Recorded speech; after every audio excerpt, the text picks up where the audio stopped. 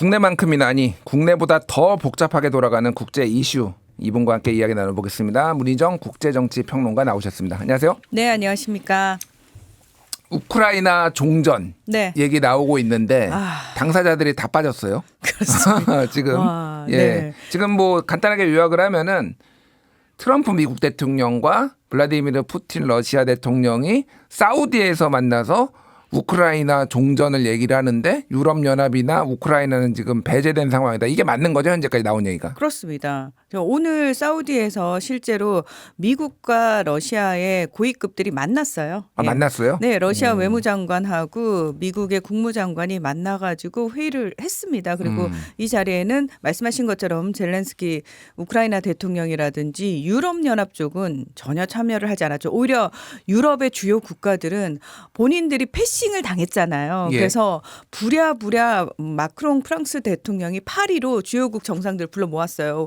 이거 우리 정말 팽당하기 전에 제대로 우리가 먼저 대안을 좀 제시를 해가지고 어떻게든 미국하고 엮여서 같이 가자라는 식으로 회의를 비공식 회의를 했어요. 근데 문제는 뭐냐면은 이 자리에서 굉장히 고성이 오갔다는 거예요. 주요국들 간의 의견이 굉장히 많이 나뉘었다는 겁니다. 아, 그래요? 네, 실제로 그래서 아마 이제 트럼프 대통령은 이 소식을 들으면서 웃고 있겠죠. 겉봐, 지들끼리도 단합 안 되는 것들이 나한테 감히 도전하겠어?라는 식으로 받아들이고 있을 가능성이 크죠. 예, 의견이 갈렸다라는 게 예를 들면 어느 쪽과 어느 쪽으로 갈렸다는 거예요? 자, 예를 들면은 독일의 올라프 숄츠 총리 같은 경우에는 아니 지금 아직 종전 협상이 시작도 안 됐는데 왜 선제적으로 우리가 트럼프한테 이걸 갖다 바치는 식으로 벌써부터 논의를 하냐. 이거 자체가 우리가 꿇고 들어가는 거 아니냐. 굉장히 짜증이 난다. 라는 식으로까지 얘기를 했고요. 예. 지금 폴란드도 사실은 우크라이나를 가장 많이 도왔던 대표적인 나라 아닙니까? 이웃 국가죠. 예. 맞습니다. 근데 폴란드도 아직은 유럽이 이것과 관련해서 구체적인 논의를 할 때는 아닌 것 같다라고 얘기를 하고 있습니다. 그런데 영국이라든지 프랑스 뭐 이런 나라들은 우리가 뭐 구체적으로 프랑스는 우리 10,000명 정도 파병할 수 있어 25,000에서 30,000명 정도를 유럽군을 우크라이나에 파병을 하자 이런 구체적인 얘기를 하고 있다는 겁니다. 그렇군요. 각 나라 입장마다 조금씩 미묘하게 달라지는 것 같은데 그렇죠. 문제는 전체적으로 지금 분위기가 보면은 유럽연합이 더 이상 이제 미국을 믿지 못하겠다. 뭐 이런 분위기인 것 같아요. 제가 오늘 읽은 칼럼 중에 굉장히 눈에 띄었는데 파이낸셜 타임스의 수석 외교안보 평론가인 기던 라츠만이네요. 예, 칼럼인데 제목이 이거예요. 유럽에 대한 벤스의 진정한 경고. 이게 이제 제이디 벤스 부통령이 네. 미넨 안보회의 무대에서 올라가지고 이제 유럽의 민주주의가 위협이다. 내부로부터 위협이다라고 했는데 이거를 받아들인 사람들의 어떤 입장은 미국은 이제 우리의 우방국이나 동맹국이 아니구나. 이제는 이제 적대국으로 간주하느냐. 그러니까 일부에서는 그렇다. 이런 얘기까지 나왔다라는 거예요. 지금 네. 요거하고 다 연결 지으면은 이제 미국의 일방주의가 유럽연합과 그 나토로 묶인 그런 전통적인 동맹까지 지금 흔드는 거 아니냐 이런 좀 우려가 있어요. 실제로 그렇습니다. 12일 날 나토 국방장관 회의가 열렸어요. 거기에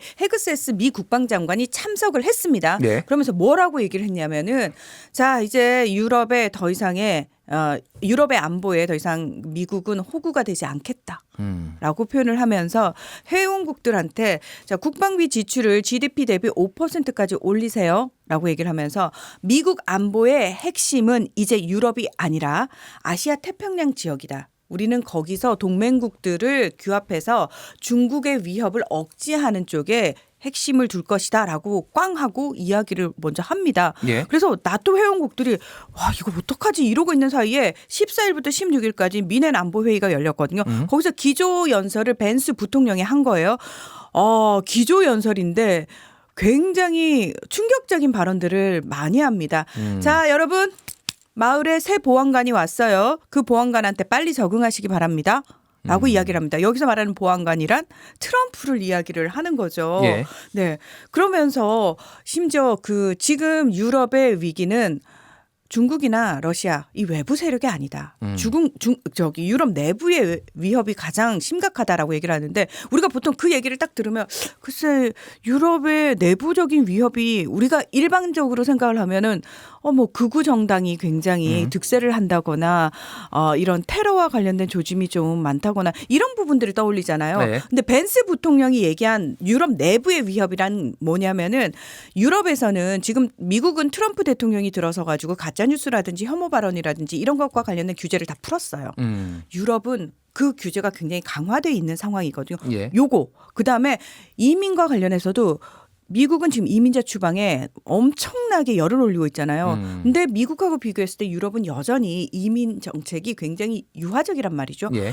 이 부분을 지적을 한 거예요. 그게 지금 위협이다. 네. 그러니까 예를 들면은 뭐 이주민이라든지 뭐 이런 사람들이 지금 유럽 내에서 유럽연합을 네. 정체성을 위협하고 있고 거기서 테러 벌이고 있고 뭐 이런 식으로 이야기를 하는 겁니다. 그게 위협이야.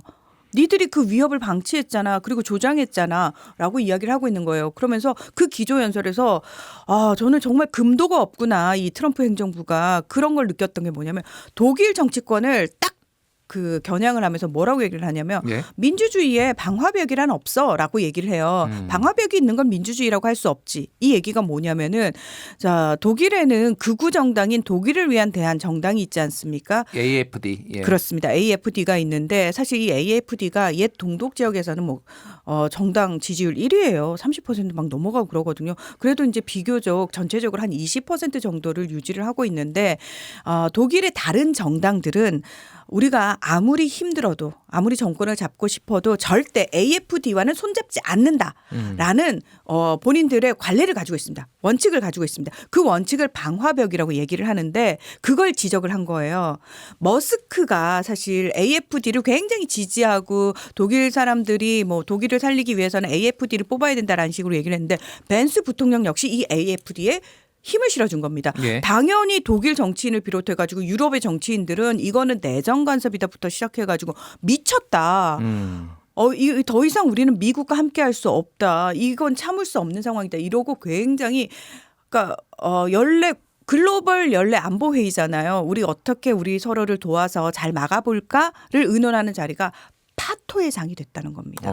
이로써 대서양 동맹 끝났다라고 이야기를 하고 있습니다. 그러면은 이제 유럽연합 분위기도 좀 격앙된 분위기도 있는데 현실적으로 지금 어쨌든 미군의 어떤 뭐 보호 아래 아니면 도움 아래서 지금 안보를 지키고 있는 건 사실이잖아요. 그렇죠. 독일의 미군도 주둔하고 있고 굉장히 많죠. 그러면은 스스로 이제 군비도 증강하고 군대도 늘려야 되고 이런 논의들이 예전에 마크롱 대통령 중심으로 나왔다는 얘기를 한번 전해주셨어요. 한번. 네, 트럼프 1기 때 그 얘기가 나왔는데 그때까지만 해도 마크롱 대통령만 막 얘기를 할 뿐이지 다른 나라들은 별로 심각하게 받아들이지 않았어요. 왜냐하면 현실적으로 그래도 미국의 우산 아래 나토 아래에 있는 게 편하잖아요. 그리고 이걸 만약에 각국이 따로따로 본인이 자국의 안보를 책임지게 되면 그 비용 자체가 갑자기 확 상승을 하는데 지금 코로나19 팬데믹 기간을 거쳐가지고 갑자기 우크라이나 전쟁까지 빵 하고 터지면서 유럽 전역이 경제적 위기를 겪고 있는 상황에서 이 국방비를 올려서 자국 안보를 스스로 책임진다?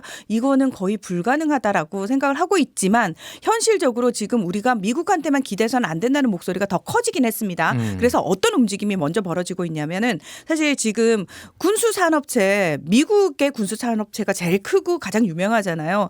유럽은 그동안 이제 나토의 우산 아래 있느라고 그 기업들이 굉장히 쪼개지면서 작아졌어요. 네. 그런데 이제 그 기업들이 우리가 이제 좀 더 몸집을 키워야 할 때가 아니야? 라는 식으로 이야기가 먼저 나오고 있고 그러다 보니까 자, 너네 나라에 얼마나 크기로 있니? 봤더니 다 조그만한 것들이 나눠져 있는 거예요. 각국에. 그러니까 독일, 이탈리아, 뭐 프랑스 이런 나라들이 그럼 우리가 요 기업들을 한번 합쳐볼까? 라는 얘기까지 지금 활발하게 나오고 있으면서 오히려 유럽의 방산체가 뜨고 있다. 뭐 이런 얘기도 나오고 있는 거죠. 근데 현실적으로 이제 그게 좀 시간이 걸리면은 사실은 시간 걸리죠. 유럽연합이 스스로 이제 군대를 증강하고 장비를 하려면은 미국산 또 수입해야 되면은 미국 군수업체가 또 혜택을 볼 수도 있는 거잖아요. 그렇죠. 그래도 어쩔 수 없이 저는 유럽이 이제 더 이상은 미룰 수 없고 더 이상 우리가 몰릴 데가 없다라고 판단을 내린 것 같아요. 그래서 자체 무장 쪽으로 가고 있다. 그렇습니다. 아, 그렇구나. 거기서 사실 우리나라가 만약에 정치적으로 굉장히 안정화돼 있었다면 저는 우리나라가 이득을 볼 수 있는 부분이 상당히 많았거든요. 예. 왜냐하면 우리나라의 방산업체가 세계적이지 않습니까? 경쟁력이 있고 뭐 현무 뭐 이런 미사일은 뭐 전 세계가 격찬을 그런 거 그렇습니다. 수출도 하고 그랬잖아요. 예. 굳이 핵무기를 개발할 필요 없이 그거 몇 개 있으면 된다라고 핵무기의 위협을 거의 따라잡을 수 있는 무기라고 격찬을 하잖아요. 예. 그런데 지금 상황에서 사실 우리가 그런 좋은 카드를 가지고 있으면서도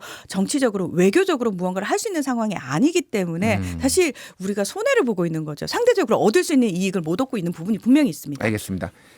처음 얘기로 좀 돌아가서 어쨌든 우크라이나 전쟁 지금 뭐 종전 협상이 있으면은 네. 이게 좀 어떤 조건들이 있을 거 아니에요, 서로. 이 조건이요.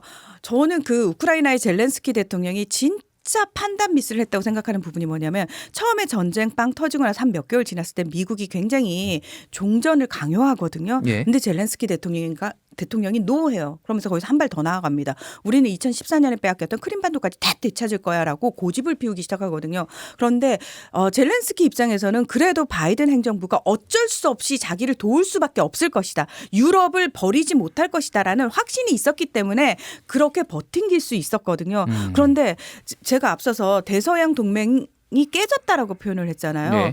지금 유럽에서 뭘 느끼냐면은 트럼프라는 사람은 우리가 왜 동맹이라고 한다면은 막 아무리 싸워도 극한에 가서는 마지노선이라는 게 있잖아요. 그 마지노선에서는 결국 우리를 버리지 못할 거야라는 신뢰가 바탕이 돼야 되는 게 동맹인데 더 이상 트럼프라는 사람한테는 그 신뢰를 기대할 수가 없게 돼버렸다라는 거를 이번에 제대로 깨달은 겁니다. 예. 그러니까 젤렌스키도 이제서야 나서가지고 사우디를 비롯해가지고 튀르키예 뭐 다른 나라들 막 돌아다니면서 우리와 유럽을 끼워주세요. 반드시 우리나라 이야기니까 우리나라 가 대표로 들어가야 되는 거 아닙니까? 라고 얘기를 하고 있지만 다른 나라들 상황에서는 지금 굳이 젤렌스키 우크라이나를 구하고자 미국과 척을 질 나라는 거의 없거든요.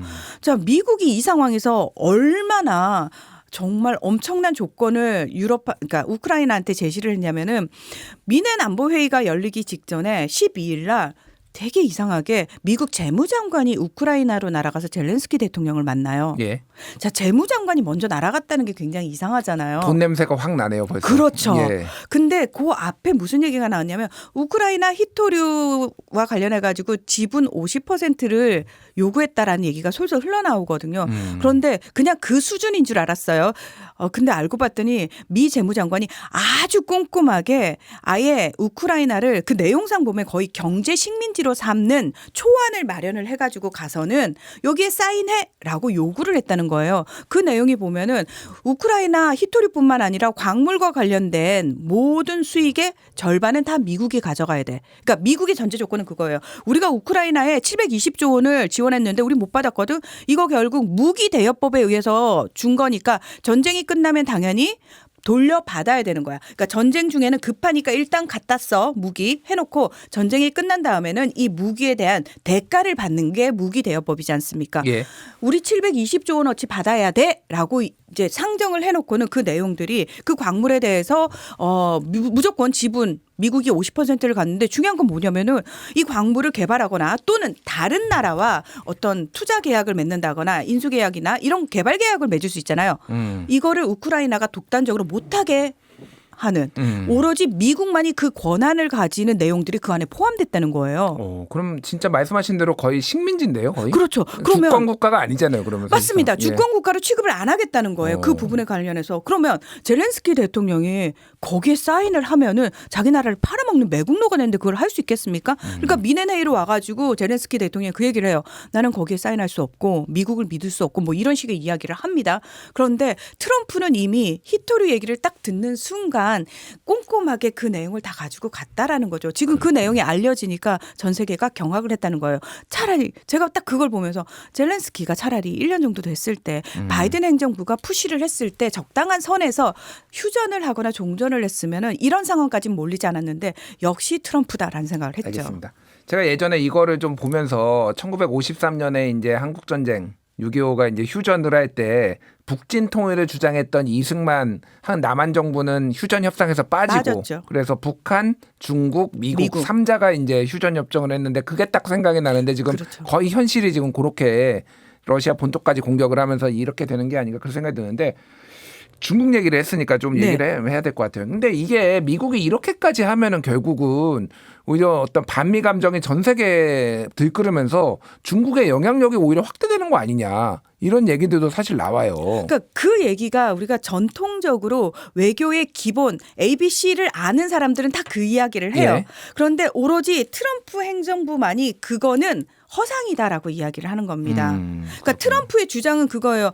그래요. 바이든까지 니들 공화당 민주당 가리지 않고 지금까지 전통적으로 미국이 그런 식으로 퍼줬잖아요. 예. 그래서 미국이 얻은 건 뭐야? 라는 식인 거예요. 미국은 늘 손해만 받고 저 봐라 유럽도 우리한테 가장 많은 무역 흑자를 가져갔다. 동맹이라면서 어떻게 그럴 수 있냐. 이 이야기를 한다라는 거죠. 알겠습니다. 자, 중국 얘기해 볼게요. 지금 미국 국무부 홈페이지에서 대만 독립을 지지하지 않는다는 문구가 삭제되었습니다. 네. 그러면은 이거는 중국 견제용으로 좀 봐야 되는 거죠, 그러니까. 그렇죠. 사실은 지금 트럼프 대통령이 가자 지구도 그렇고 우크라이나도 그렇고 빨리빨리 막 속도전을 높이잖아요. 지금 트럼프 대통령이 취임한 지 한 달도 안 됐거든요. 예. 너무 충격적이잖아요. 저는 한 1년쯤 된 것 같아요. 너무 많은 일들을 너무 빨리 한꺼번에 밀어붙이고 있는데 그러면 왜 이렇게 속도를 높이고 있느냐. 이번에는 반드시 중국을 제대로 혼내주겠다라는 트럼프 대통령의 어떤 의지가 강하다라는 겁니다. 다른 것들 지금 미국이 발걸치고 있는 것들 빨리 빼가지고 힘을 딱 합쳐가지고 중국을 치겠다라는 의도가 굉장히 강한데 그럼 잠깐만 중국 기다려 내가 이거 정리하고 올게가 아니라는 거예요. 트럼프 방식은 문어발식으로 한꺼번에 쫙 같이 몰고 가는데 자 이걸 통해 가지고 지금 근데 대만 내에서는 무슨 얘기가 나오냐면 우리가 이런 거에 일희일비할 필요가 없어. 미국은 언제든 바이든 행정부 때도 사실 이 문구를 뺐다가 중국이 항의하니까 다시 넣은 적이 있거든요. 뭐냐? 중국과의 협상 카드로 늘 그 문구를 뺐다 넣었다 하고 대만을 이용한다라고 이야기를 하고 있는데 그게 사실인 거죠. 지금 대만에서 벌써 미국산 무기 14조 원을 구매하겠다는 얘기가 나왔습니다. 그렇군요. 그러니까 이호거의 맥락은 중국에서는 하나의 중국, 원 차이나 그러니까 대만도 우리 땅이다. 그래서 대만의 독립은 우리가 허용하지 않는다라고 전 세계에 계속 압박을 넣고 있으니 미국도 이제 대만, 중국하고의 어떤 관계나 이런 거를 고려를 해서 대만 독립을 지지하지 않는다라고 그동안 얘기를 해왔지만은 이거를 뺐다라는 거는 결국은 이제 대만 독립을 지지한다. 뭐 이런 얘기로 지금 뭐 읽힐 수도 있는 거잖아요. 그러니까. 읽힐 수도 있지만 그걸 물어봤어요. 뭐 무슨 의미냐 그랬더니 우리는 대만 해협의 평화와 안정을 추구한다. 그러니까 굉장히 외교적 언사인 거죠. 네. 그렇군요. 나중에 어떤 빌미를 줄 수 있는 말은 절대 하지 않습니다. 미국 정부가.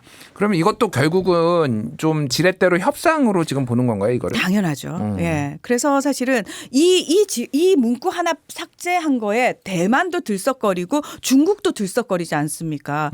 중국 입장에서는 미국이 이렇게 하게 되면은 미국을 따르는 나라들한테도 영향을 미칠 것을 우려할 뿐만 아니라 대만 내 독립 세력한테 빌미를 주고 명분을 주는 거기 때문에 굉장히 싫어하거든요. 이미 그 중국 정부가 굉장히 유감을 표명해서 강하게 반발을 하고 있단 말이죠. 예. 그러면 이제 이거 하나가 또 중국으로부터 얻을 수 있는 협상의 지렛대고 대만 내부에서는 우리 일희일비하지 말자라고 하면서도 은근히 미국한테 더 많은 것들을 기대하고 있는데 미국이 그럼 대만한테 원하는 건 뭐냐. 무기 구매해라 이것도 있지만 TSMC거든요. 그러니까 TSMC 그 반도체 미국의 반도체를 대만이 뺏어갔다라고 표현을 하거든요. 트럼프 예. 대통령은. 그래서 아마도 이 부분을 가지고 야 우리가 이 정도로 대만을 지원을 해주면은 니들도 성의를 보여야 될 거 아니야 라는 식으로 양쪽 나라로부터 쫙 얻어낼 게 있다라고 판단을 내렸다는 거죠. 그렇군요. TSMC가 이제 뭐 잘 아시는 분은 아시겠지만은 굉장히 커다란 이제 대만의 반도체 회사고 또 삼성전자하고도 굉장히 라이벌 관계에 있고 시스템 반도체 쪽에 이제 메모리 반도체보다는 시스템 반도체 쪽에 있는데